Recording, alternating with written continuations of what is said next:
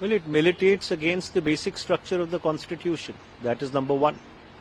Number two, India is a union of states. So therefore, you cannot arbitrarily cut short the tenure of state assemblies.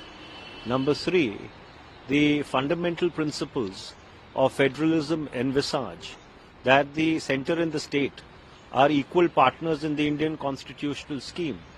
How can you make the tenure of the state assemblies subject to the tenure of the national parliament? Under what provision of the constitution do you get that leverage? So therefore, there are very fundamental constitutional questions involved. That is why this bill is being opposed consistently, or this idea is being opposed consistently since its inception. But so the government is saying that it is in the benefit of the people. The chairman of the committee which was made for this concept, Ramnath Kovind earlier had said that it will our GDP of our country will rise by 1.5% if this will be implemented in our country.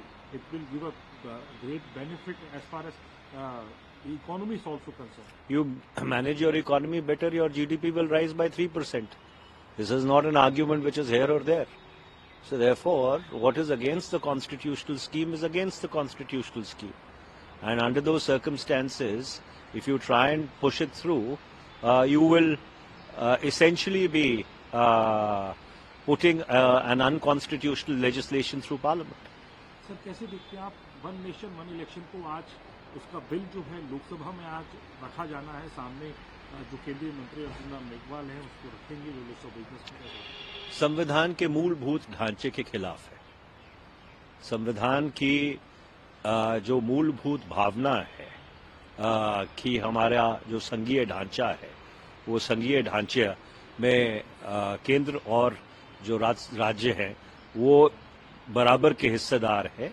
ये जो विधेयक है ये पूरी तरह से उसके खिलाफ है और इसीलिए शुरू से जब से ये कल्पना सार्वजनिक हुई थी, हम इस कल्पना का ही, इस आइडिया का ही, इस ख्याल का ही विरोध करते आए हैं।